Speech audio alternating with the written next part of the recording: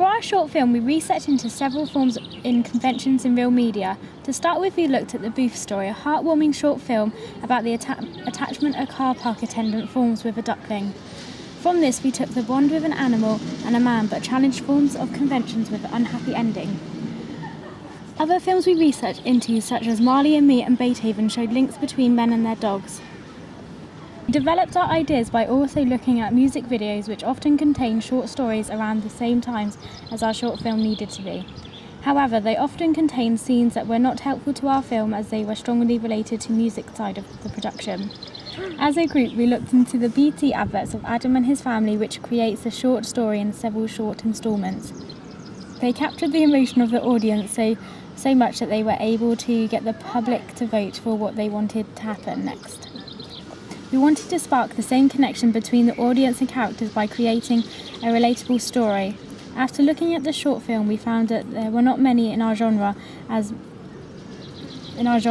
most took more of an artistic feel, although we did find a short film called What Is That to be very helpful with the ideas for our opening credits and condensing a heart-filled storyline. Hi, I'm Tom, and I'm going to be covering the technology side for our evaluation. Initially, the technology I used to do our research was a website called Casting Call Pro, which we searched for our actor Clive Linthorne for. It's quite handy because he actually lived in Taunton, so it was quite simple to arrange times and to meet and such. So we actually contacted him via email and also had his phone number, and we also used YouTube for kind of short films to gather some kind of idea for. There's a short film called Booth Story, which is about a man and his bond with a duck. So which we kind of got some kind of initial feeling for, which because it's quite hard hitting. So that kind of sparked our idea for having a one man and his dog. Also, we used a YouTube to put our final film on as well, so that's quite handy. And we used a program called, don't know if you can see it here, called Final Cut Pro.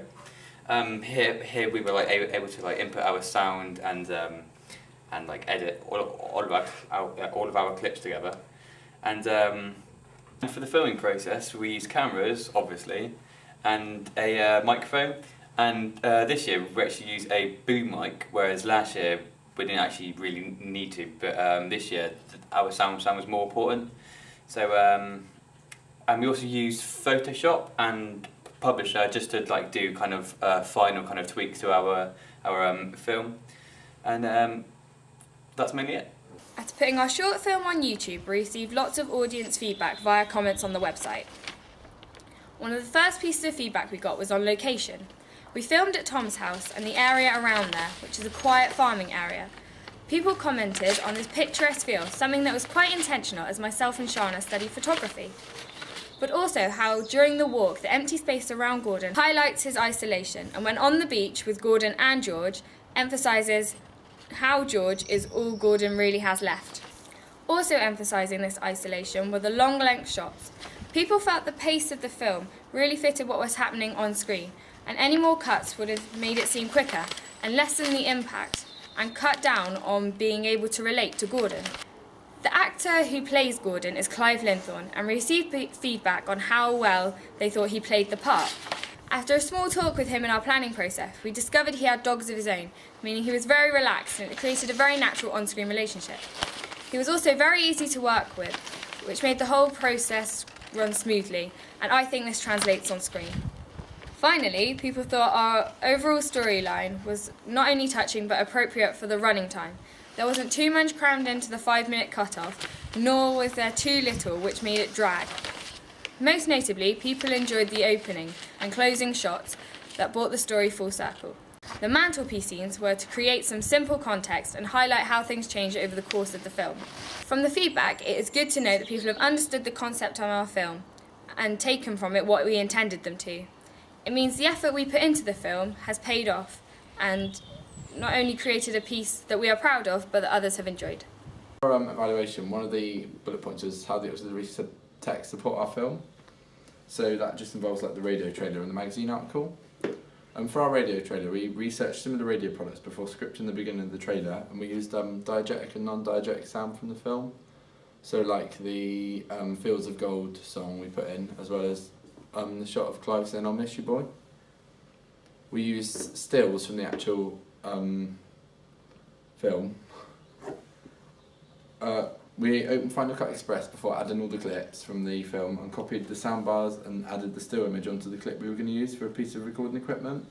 The microphone wouldn't connect to the Final Cut, so we had to use Tom's voice and film with the lens cap on instead.